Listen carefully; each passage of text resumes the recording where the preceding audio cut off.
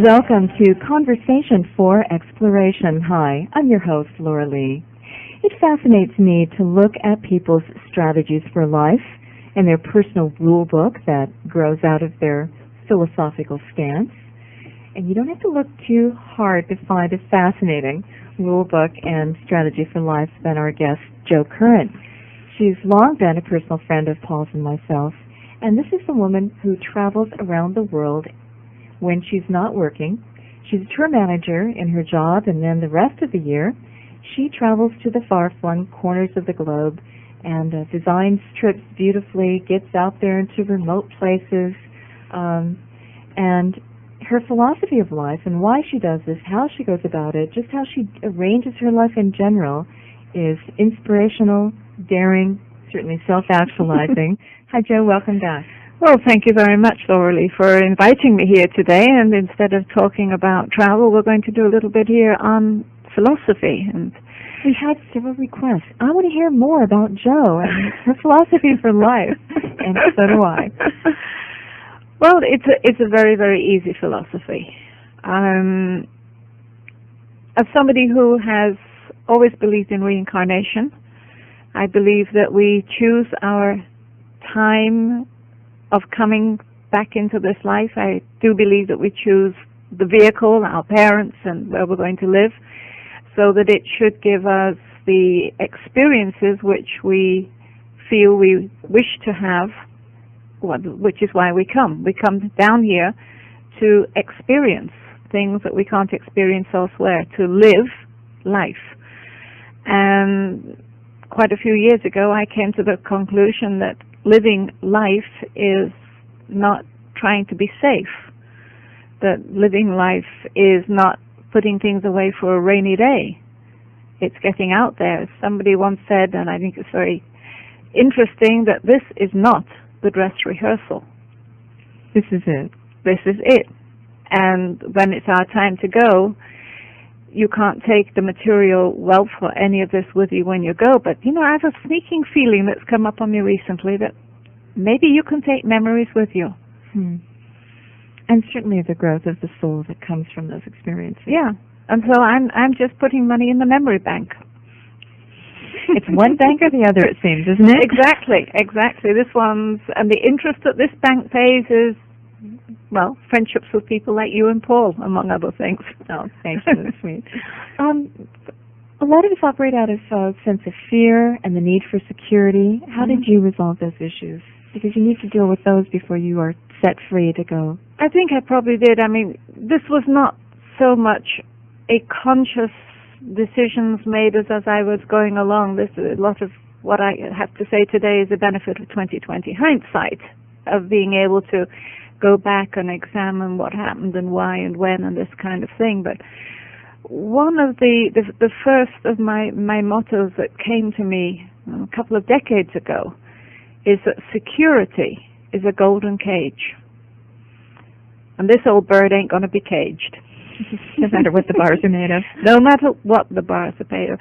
I see people with fantastic salaries, with great job titles, with big houses, and all of this kind of thing. And I find that they are having to work to keep up that image. In fact, in today's world, when you start looking at statistics, you find that people are spending so many of their working hours servicing debt that they have taken to purchase things which they think they need to keep this lifestyle going. And what have they got to show for it? They've got stress, they've got illnesses, they've got dissatisfaction with what life is giving them.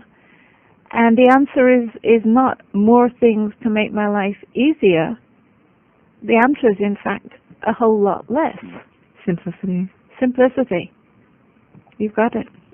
And a priority list that's really, truly making sense and that the soul and the spirit arranged. Yeah. And, I have limited resources. My own profession is part-time work at the best. And I work very, very hard for short periods of time. It's a 16-hour-a-day, 7-day-a-week kind of job. But it is at best 6 months of the year, which of course leaves me time to travel, which suits me perfectly. But with the limited resources that I have, then you have to start prioritizing. And one of the things that I started thinking, something as simple as insurance. Now, in the beginning, I didn't have health insurance because I straight could not afford it.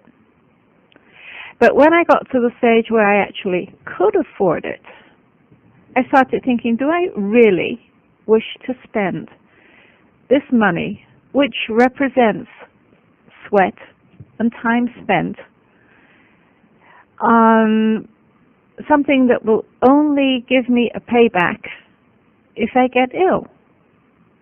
I thought, there's something ass backwards in this.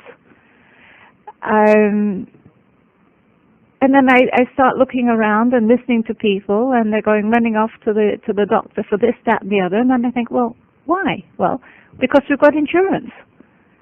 Oh, they feel like we have it, we've got to use it. If you're paying for it, you want your money's worth, and so you're only getting your money's worth by actually being ill.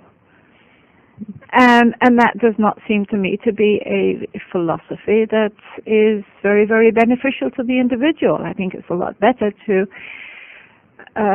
take the time to take the responsibility of your environment and spend money on staying healthy instead of putting it the other way. What about accidents? Accidents happen. I do carry an accident insurance.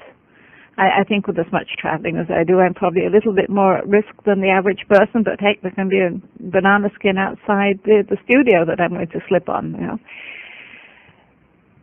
Accepting that the end of life is a part of life is something that I have found to be enormously freeing. I'm not worried about when and where I die. I'm not worried about having enough money to see me through a long hospitalization or anything else like that. You're prepared to go when your time's up? Absolutely. I hope. Well, the gypsy tells me that I've got another 32 years to go. I was told I would live to be 92 and then just kind of drop dead, that's okay. But if I'm in a bus that careens off the road up in the Himalayas or something like that, well, so be it. But I'm not saving money to take care of the end of the life, to prolong the end of the life, because it's just another transition to another big adventure. Then somebody would ask, well, if you expect to live to age 92, are you going to be working as a tour manager? What are you going to be doing for income? You know, what kind of a job are you going to have at age 80 and 90, up to 90? Well, I could... Are they going to hire you at that age? I do actually have colleagues who are 80, who are still working occasionally. And my needs are very, very few. Unfortunately, I do have property taxes to pay. I have just a small condo that's quite big enough for all of the clutter that I need to have in my life. The government seems to think that because I have that, I should give them some money. So I've got to have that coming in, but I'll find some way. I don't mind if I've got to be one of the greeters at Walmart when I'm 80. Who cares? You're going to meet people. I'm going to meet people. Maybe I'll have written my books by then and living off the royalties. Who knows? So we declutter our lives because possessions can possess us unless they're really there for a reason. You know, I think yes, if they're there to bolster up your status, you've got a problem with your self-esteem. If they're there, you know, to tie you down, you know, what's the junk in our life there for? How is it serving us? It's a very, very good question. It isn't serving you. You are serving it when it comes down to it. But this is the culture that has been foisted upon people, the Western society, I think America a bit more than Western Europe, but they're catching up fast. Is a culture that you are what you can buy. And if you can't buy, you're not anybody. Yeah, I know one thing you're a sucker for. Books. Me too. I'm an info junkie. Without reading. No, I'm an info junkie. be it books, be it articles, I've whatever. seen this lady pack up for a trip, and she'll have, her little backpack, minimal clothes, minimum this, that, and the other, but books, a whole bag of them. I mean, big books she's carrying around the world. Yeah. She brings back books, and the treasures that she brings back, photographs and books. Yes. But then becomes the question, Jo, have you ever heard of so-and-so? Have you ever seen anything like this before? And I can just reach into my library and I can pull out books that I brought back from heaven knows where. Yes, look, this is what we're talking about. It's right here. Every book opens up a window to a new world for me. I've loved books ever since I was 2. Oh, me too. To me, the candy store, the toy store is a bookstore. Exactly. And I can spend a whole day in a bookstore happily, very, very happily. And museums and churches and archaeological sites and all those wonderful places. Yeah. Yeah, I came to learn to find out what life here on Earth gives you, and I think we live in an absolutely fascinating age where modern technology has finally found its way into archaeology, where we're finding thinking people are daring to be anthropologists, although they don't have a PhD, and I love the thinking. They're drawing new lines, they're opening new horizons, and this is like Shielman finding Troy. I mean, just because you're an shall we say amateur, it certainly doesn't mean that you can't make a valuable contribution to what's out there. And not saying that I'm any one of these people, but I do enjoy finding things in one tucked away part of the world and then finding the same thing in another part of the world and then going, recently in Tibet, in the National Museum, which of course is very Chinese oriented, they had a photograph on the wall of some petroglyphs that were off somewhere in Tibet. And right there was a whole series of Kokopellis that we know from the Southwest. The hunchback flute player. The hunchback flute player. Clear as a bell, this was the same symbol as the one that we know from our Southwest. And I look at this and I go, what are the chances? Now then, this is interesting. Interesting to see what the myth behind that symbol was, too, because there's so many ways to correlate these similarities. Yeah. And the people in Nepal had no idea that this was a symbol that was known over here. I desperately wanted to take a photograph of this picture on the wall, but no go. Absolutely no go. But I did tell the people there, and they did understand English and speak English, and they were fascinated to hear that this same symbol was known over here. And it's like, oh wow. Some of the Native American tribes here claim kinship with Tibet and China and elsewhere.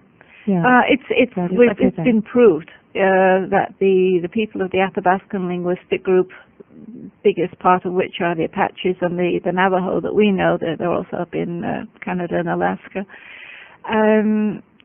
Their DNA is pretty much the same as the people from Mongolia.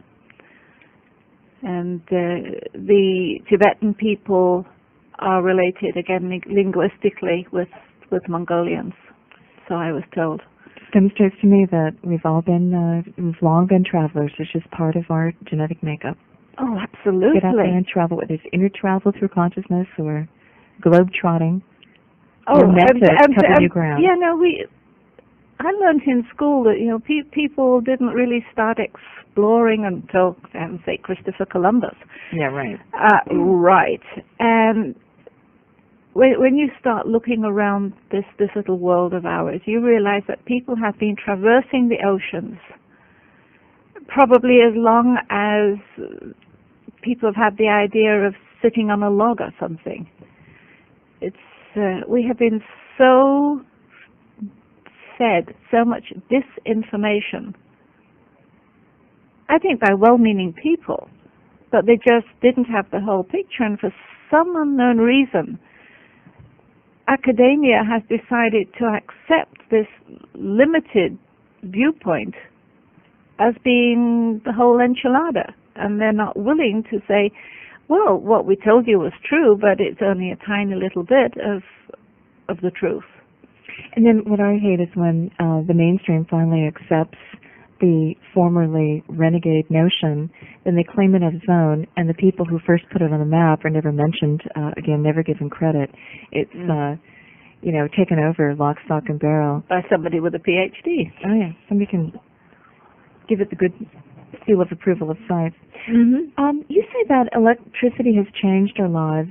Wouldn't want to live without it, but how has our society learned to live with technology and some of these innovations? Also, I think that is the biggest hurdle that we have to face.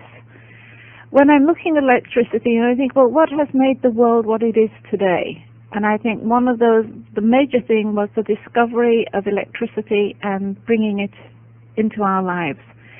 Before electricity, people led a life that was a lot more in rhythm with nature, because there weren't the alternatives. It's electricity, I think, that has freed us from that.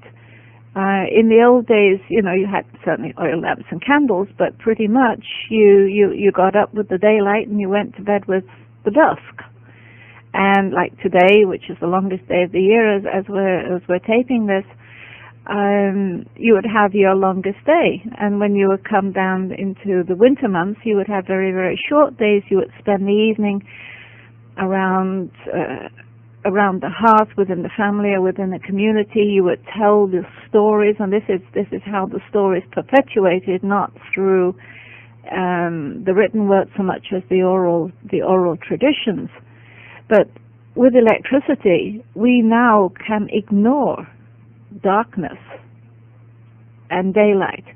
It has allowed us to populate areas that we could never have lived in before because there was no air conditioning. It allows us to move up into areas that we probably didn't really want to live in before because there wasn't sufficient heating. But all of this has changed our needs as a society and our needs for fuel.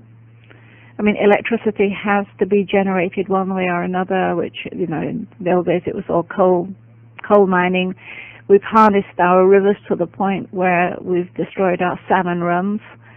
And this need for electricity has so changed everything. And I'm hard pushed, apart from the fact that, gee whiz, would I want to do without a washing machine? No. Would I want to have to cook over an open fire? Absolutely not. Do I enjoy being able to sit up till midnight when I've got a good book and don't want it to put down? You bet. Do you enjoy helping that airplane to get across the globe that entire centuries would have been impossible? Absolutely, but at the same time, I am aware that it is not beneficial for the planet. And I wish that there was a way that each and every one of us could take a decision, take an inventory of our lives, as they say in AA, and make a decision that this year I am going to take this item out of my life because it doesn't benefit the planet, and perhaps revisit our inventory on a once-a-year basis and take something else out. The burdens of society cannot sit on one person's shoulder, and one person isn't going to change society.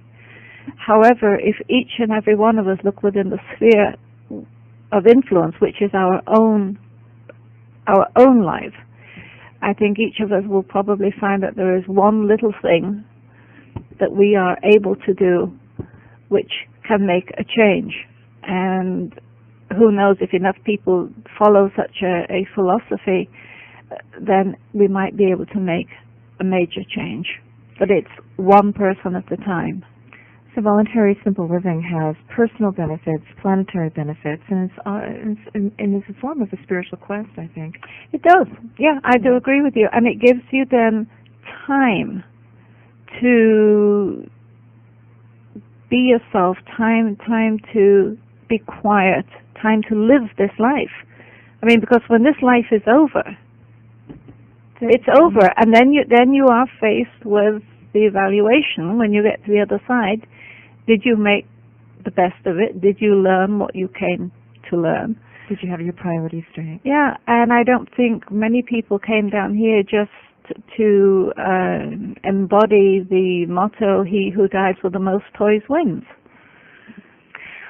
Paul was learning from a native elder that he admires an interesting point the other day, and that was that before, in earlier cultures, they did ceremony because they had to. They had to get along with the natural elements. They had to appeal to the spirits to bring the rain and make the seasons come on time and know when to do this for their very survival. It behooved you to be in touch and to do ceremony, to stay in touch with your world around you, with the web of life. Today we don't have to. It's a choice. We can go through life never doing ceremony, never paying attention to the spirits that animate the world around us. So it's a choice.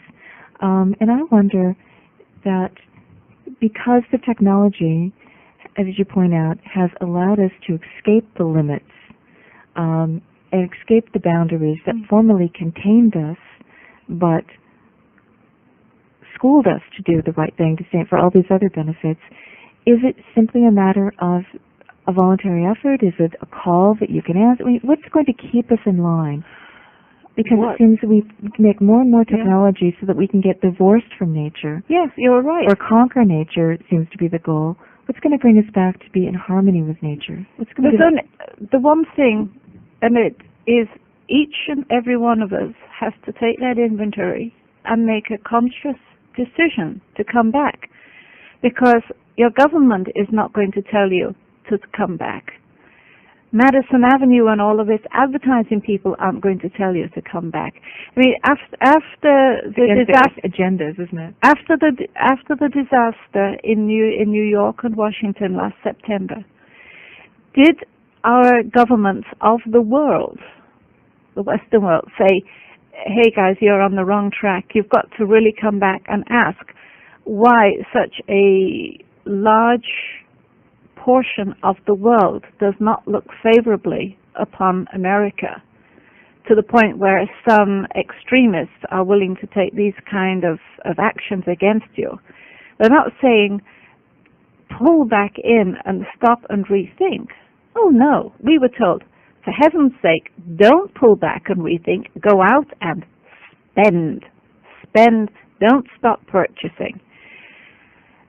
I heard last week a statistic that since September, the registration and purchase of new cars, they from the registration what's being buying, people are buying bigger cars, more expensive cars, more luxurious, more gas guzzling than ever before. There has been a definite switch to consuming more since September. Go figure. Don't figure that one. So only we can make the difference. And maybe it's switching off the TV. Maybe it's making a conscious effort never to look at advertising. And because it is so seductive. There is so much that is even below the level of consciousness of what it's telling you. I was in China recently. And I was watching the TV there. Don't understand a word of Chinese, so I'm just looking at the images. And I see that the sitcoms there, if they're not costume dramas, which a lot of them are, they're the family things. And they're not dramas. This is very much leave it to be for happy families. But the setting is completely westernized. The homes that these people are living in are not like any homes that I saw in China. These are very, very westernized. And to my mind, this is them in a very, very subtle way saying this is what you should be having. And I know that the people were told to start spending the money instead of saving it in China. China has to move forward into the future. And this means we don't save. This means that we become consumers and spend. And so having these westernized sets is a way of telling people what they should be aspiring to. And in one far western city, that was not an expatriate society there of Westerners. They had cookie-cutter homes in subdivisions right on the edges of the city, which was desert. It was a desert area. These are Western subdivisions. I'm thinking, gods. If an alien came down and saw us all glued to our TV sets, they would see them as just a voluntary mind control device that we're plugging into, not as entertainment. Laura, you are so right. And we'll continue with Jo Curran talking about strategy for life, personal philosophies, and rule books when we come back. I'm Laura Lee. Laura Lee Online. www.lauralee.com. All interviews on The Laura Lee Show are available on audio cassette. For information, call 1-800-243-1438. The Laura Lee Show is brought to you by the following sponsors. Udo's Choice Wholesome Fast Food Blend. Udo's Choice Wholesome Fast Food Blend contains 50 phytonutrient-rich whole foods, whole food concentrates, vegetables, herbs, providing protein, essential fats, minerals, vitamins, and fiber, along with enzymes for ready digestibility. Add to vegetable juice, oatmeal, porridge, yogurt, applesauce, or soups, and can be sprinkled on virtually any food. Call 1-800-243-1438 for a special offer on Udo's Choice Wholesome Fast Food Blend. Or for links for more information, go to radiobookstore.com. Did you know enzymes are needed for each and every of the millions of biochemical reactions in our body? Past the age of 30, our body's natural production of enzymes slows down. That's why we need to supplement. I take VitalZyme. It's the most complete and effective blend of enzymes with protease, serrapeptase, papain, bromelain, amylase, lipase, rutin, and amla. What do these enzymes do? They help so many vital functions: to balance our body's own repair mechanisms, regulate the formation of fibrin, cleanse the blood of debris, promote good blood circulation, maintain immune system health, and much, much more. VitalZyme contains no animal derivatives, no artificial flavors or colors, and no talc, lactose, yeast, or gluten. For your supply of VitalZyme and a free cassette of Dr. Will Wong's Systemic Enzyme Therapy, call World Nutrition at 800-548-2710. That's 800-548-2710. The sweet secret of the herb stevia lies in a complex molecule called stevioside, a glycoside composed of glucose, softhrose, and steviol, a complex molecule that gives this herb from Paraguay its extraordinary sweetness, 10 to 15 times sweeter than common table sugar. But here's the really extraordinary part. Stevia does not affect blood sugar metabolism. Some studies even report that stevia reduces plasma glucose levels in normal adults. Sweet, nutritious, natural, and good for you. Wisdom of the Ancients introduces Stevia Plus. Take these little packets with you everywhere, containing powdered stevia that equals 2 teaspoons of sugar in sweetness. Sprinkle on food and beverages alike. I use stevia daily. Add the liquid concentrate to lemon juice and water, and you have refreshing lemonade, and decarbonated water for a soda substitute. Stevia makes any herbal tea taste sweeter and better. Stevia is good for your skin, too, applied externally. Try it. It's versatile, good for you, and sweet without the calories. Wisdom of the Ancient Stevia products are the highest quality available. Call 1-800-243-1438.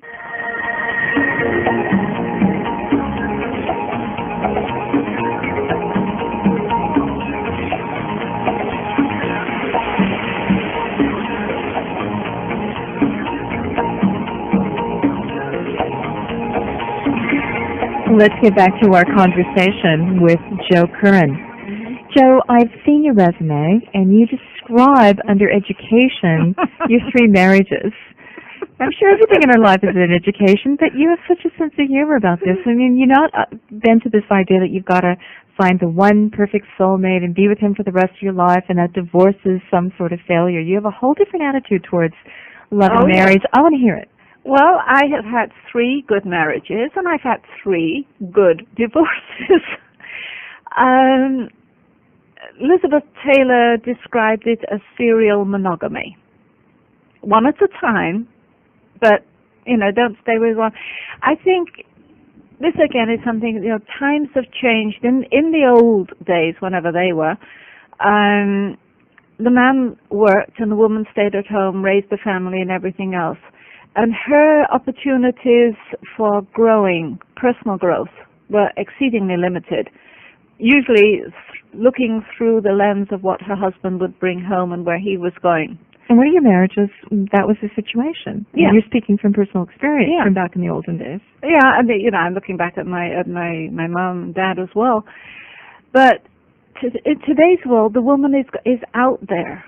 She's working, she's learning, she's growing, and unfortunately, especially and very, very unfortunately for the children, is that the two people who at one point in their lives were in harmony then go in different directions as each of them grow.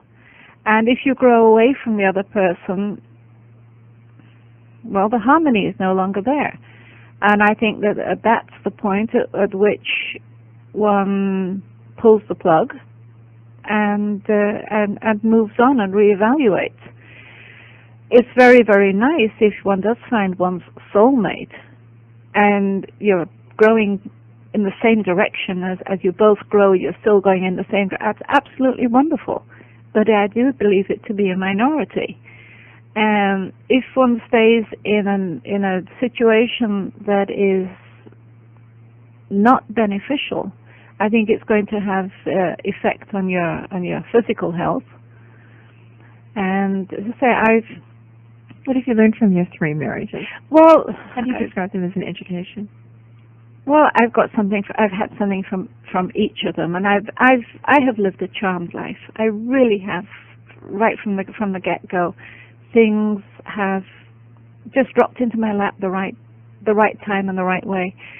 And so at the time that I realized that with marriage number 1, from which I have my wonderful daughter and down the line 2 grandchildren,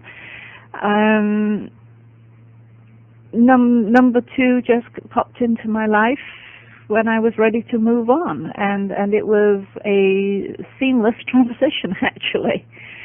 Not one that I would recommend, but it was right for me. And from number 2, and what you got from that was linguistic. No, from number 1, my daughter. From number 2, I moved to Austria. I learned German, which is what you're using in which is what I now use to earn my living. So it was very good. Also, when one moves to a different country and you put yourself down as in that immigrant experience there, it forces you to be somewhat introspective, because there's all these things going on. Until you're linguistically capable, there's all these things going on around you and you've no idea what they are. So you focus more on the inside and you in your own head rather than what's going on outside. And how long did it take you to pick up German? I really couldn't answer that. I 2-3 years, and I was handling all of the daily needs for the language. Being able to hold an intelligent conversation in the language probably took a little bit longer. But it was something that I was doing every day, and it's just like asking you, well, how long did it take you to learn English? You're living it. You just don't know it. Yeah. And then from my 3rd marriage, which was over here in the States, yes, I did get citizenship out of it, but also more importantly, dealing with the man, and he was the love of my life. We couldn't stay together, unfortunately, but he was the love of my life.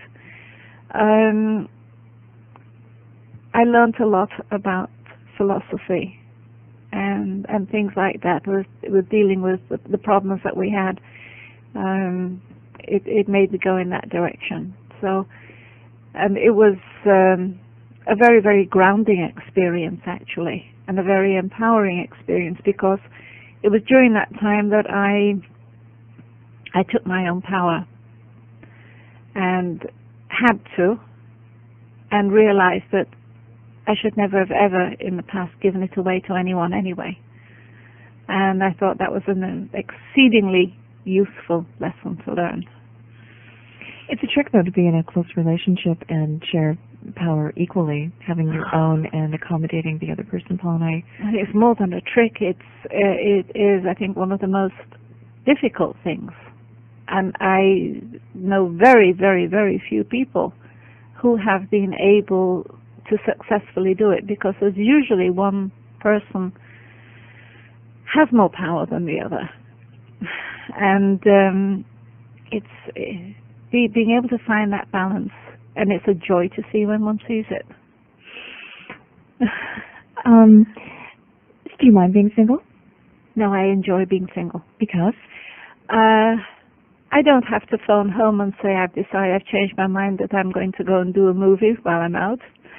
The absolute freedom of living one's life as one wishes to do it, to make it right for oneself. As of today, who knows what's around the corner? None of us do. But I have to say today that I really can't envisage being a life partner with anybody again. Do you keep a journal? I keep a journal when I'm traveling. I find it quite a hard task to do sometimes, but it's necessary, because there's all kinds of little things that will just be completely forgotten, and then you go back and you read, oh yeah, I remember that. But it's not the easiest thing. You agree with Hillary Clinton that it takes a village to raise a child. You raised one pretty much on your own. I raised one, well, with help with help from both her father, who was my first husband, and my second husband, who adopted her, who is very much Papa today. But yes, it does take a village to raise a child. But the problem is today we don't have the village either. And children are left so much on their own to their, single mothers trying to keep their heads financially above water, couples, both of them working, grandparents off in another state, that we do not give the children that support system today that I think in the past that they have had, and that has been necessary, and not only families and neighborhoods. I mean, how many kids come home today and it's like, well, you can't go outside because they're afraid of rapists, of Lord knows what. Children play indoors. They don't know their neighbors. We don't know our neighbors so often. We don't have the communities. And getting that village, and a child needs so many different kinds of role models. Just to have their own immediate family as their role models is very, very limiting. But if you have a village, you have got people with all kinds of different skills, and each of them valued for what they are. I mean, our cities today, I think, are often becoming ghettos because people of similar economic and social status are all living in their own little areas together. And, the chances of the upper middle class child ever getting to know the auto mechanic or something like that as anybody else than a servant are few and far between. So we're quite lonely at the top. And the child from that upper middle class family can learn so much from the auto mechanic. I mean, wasn't there even a book called, what was it, the Zen of motorcycle maintenance or something like that? Zen in the art of motorcycle maintenance. Yeah, exactly. Yeah. You cannot get sidetracked in the road of life. It seems like so much, if you have children, raising the kids, if you have a full-time job, attending to that, trying to have a relationship, life is sidetracking us. Life is the sidetrack, it seems. It is, and that's very, very unfortunate that so many people are not aware, I think, that they are being sidetracked, that they're on a sidetrack, because they don't know what the main track is. And this takes time, it takes introspection, it takes a degree of solitude. No matter where you are, I think that's where your track is. No matter what you're doing in life, you can't get sidetracked from life if you have the right stance. Yeah, but you have to take the time to evaluate. And we've got so much coming at us from all sides of influences, of people trying to grab our attention for one reason or another, that finding that space to evaluate what is the main track seems to have become, rather than something fundamental to life as eating and breathing, it seems to have been put on the luxury basis. And this is so unfortunate. In your opinion, what is the main track of life? To serve. It's I would hope that when I leave this plane, that there will be somewhere somebody whose life is more pleasant or is easier because I have been there and have been able to be of assistance. I think that's one of the main reasons that we come, and a lot of this will come down from unconditional love. And this again is something that's bandied about, and as a term it's thrown around, and you've got to give me unconditional love, Yes, well, but I don't think people have, until you've experienced it, both in the giving and the receiving, you don't know what it is. And I would draw a picture here of the bride on her wedding day. I mean, so often we'll say she was radiant. And you see this absolute glow. That's unconditional love. She is being given on that day unconditional love by just about everybody who is within her circle. And you feel that, and you radiate it, and you give it back again. And there's such great vibes going on there. But it's difficult to find that space in our own lives. But to give unconditional love, you're finding a way of giving acceptance even to things that you do not like. You hear somebody say, yeah, I love you, but I don't really like you. And things like that. I'm looking here to my husband number 3, the one who said, it's the love of my life. We couldn't live together. He died 3 years ago. And it was in love that we separated, because we realized that what he needed to feel comfortable in this world was not something that I could live with. It was with alcohol. It was post-traumatic stress disorder, Vietnam, and all of this kind of thing. And I acknowledge that he was a lot happier within his own skin when he had a certain amount of alcohol in than when he was sober.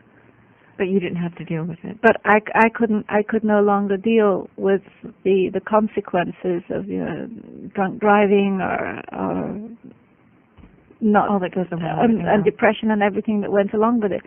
So we separated in love, and that to me was the ultimate sacrifice, and it was done for love. Yep.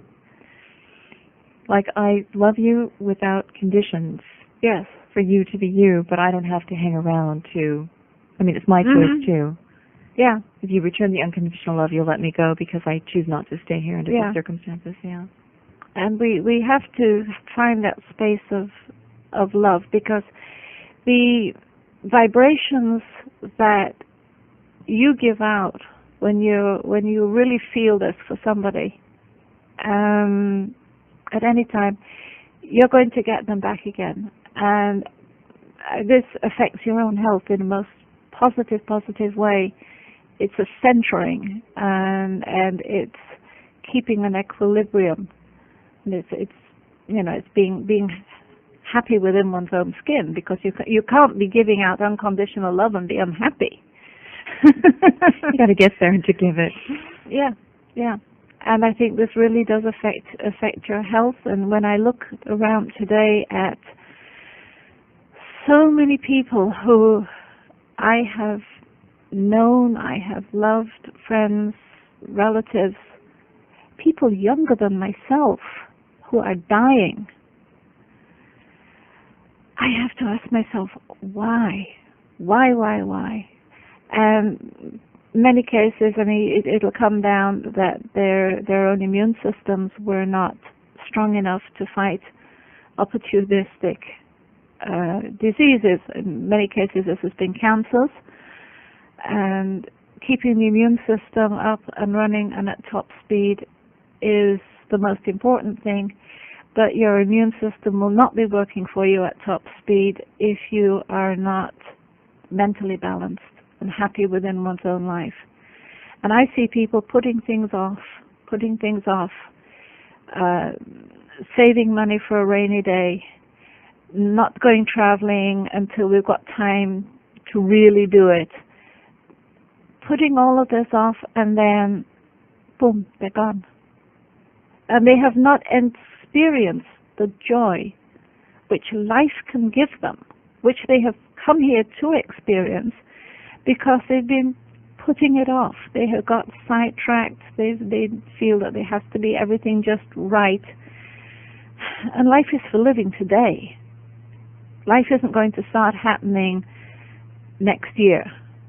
Life isn't going to start happening when you retire. It's happening now. This is it. Do you give yourself a kind of a pep talk in the mornings? Just say, here's the day, I'm going to make the most of it? Or no. You wake up cranky and just No. say, nope, can't have this. I mean, I never wake up cranky. Don't go to bed cranky, don't wake up cranky. Every day, it is just a philosophy, that every day is here to be enjoyed. If you spoil a day with a bad temper or anything like that, no matter how long you live, that will have been one less pleasant day in your life. Can you talk yourself out of moods, or are you just always happy? I'm always happy. Honestly. What about if a disaster happens? What do you? Well, if life gives you lemons, make lemonade. No, honestly. What's your response to all the people out there on, what's the number of people on Prozac and, dealing with depression? Gosh, you have everything in the world here. You're living in America. This is like living in America might be part of the depression. I'll tell you one thing, Laura. In Afghanistan right now. Yeah, I'll tell you one thing, Laura Lee, that I do see as I go around the world is that the people who have less are frequently happier and they have more, until people from our first world come in and start trying to indoctrinate them that in this world they are the have-nots, and they better get on the program to become haves.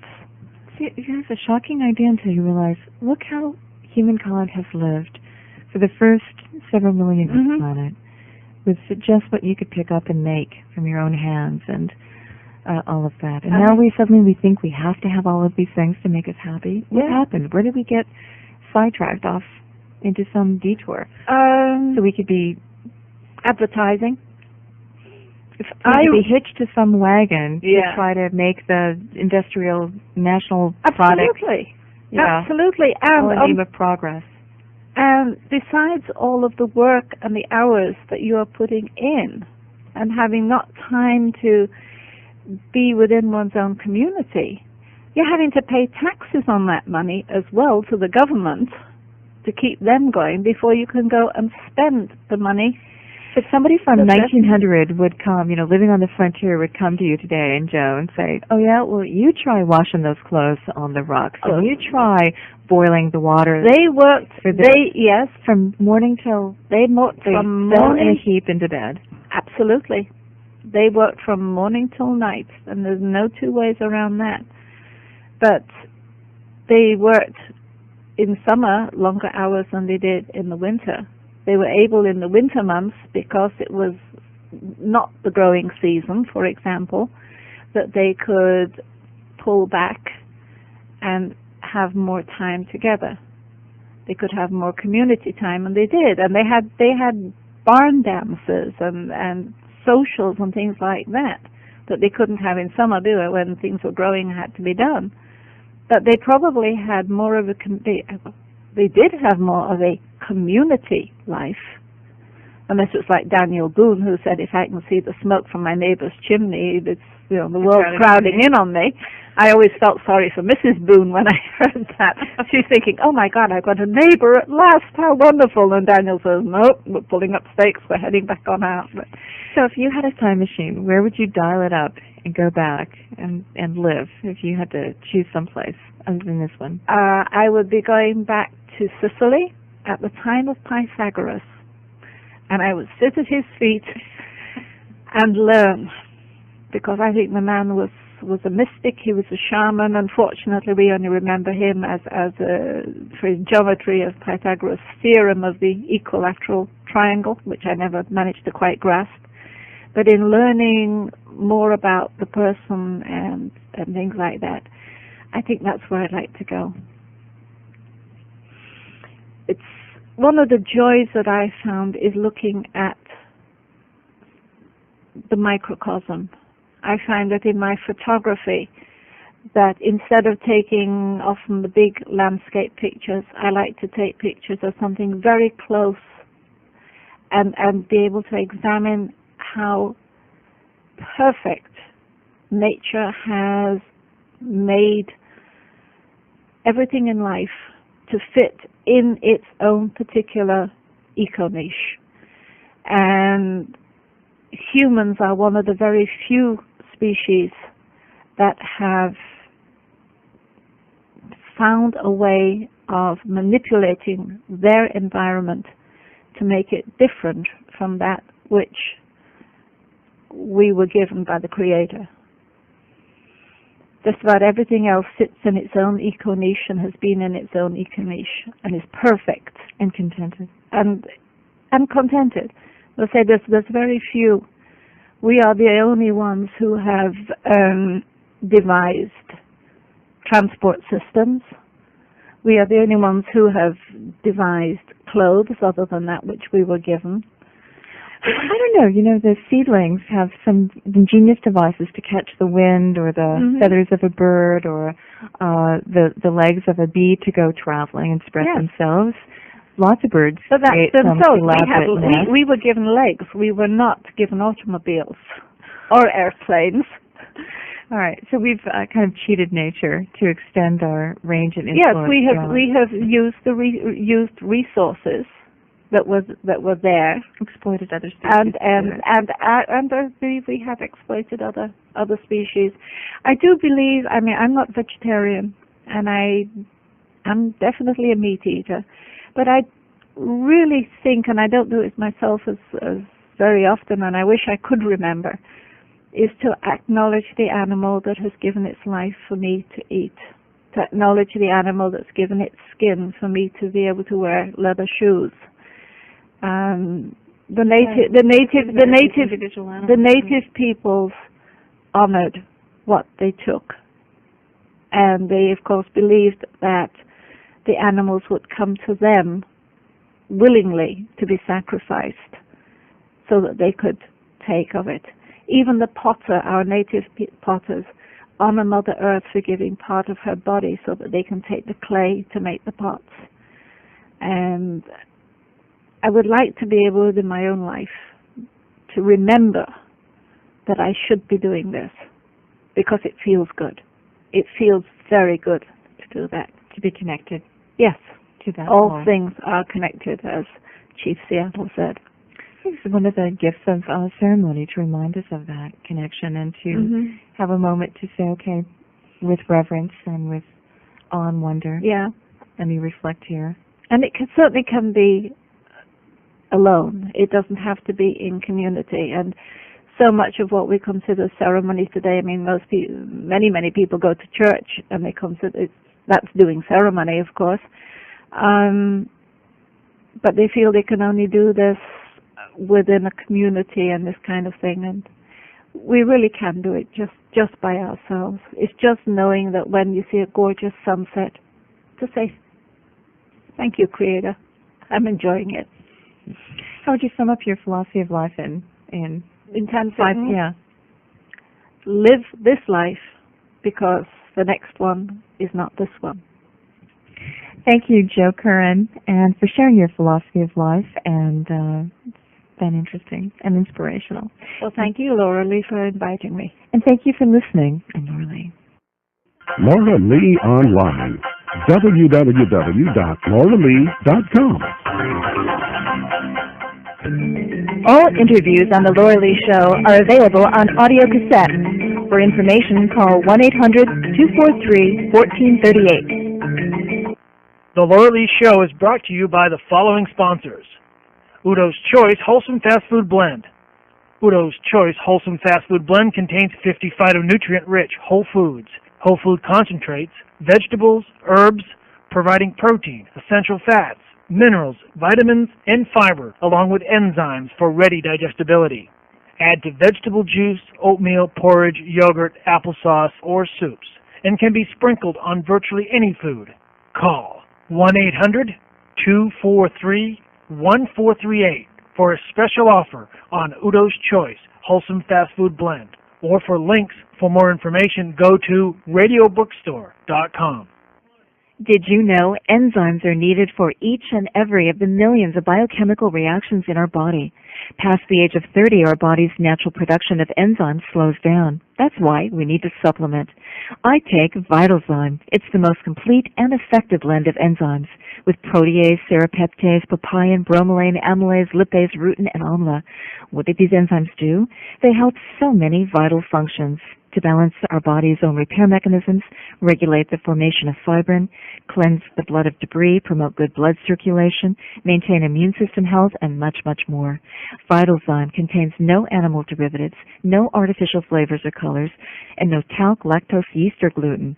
For your supply of VitalZyme and a free cassette of Dr. Will Wong's Systemic Enzyme Therapy, call World Nutrition at 800-548-2710. That's 800-548-2710.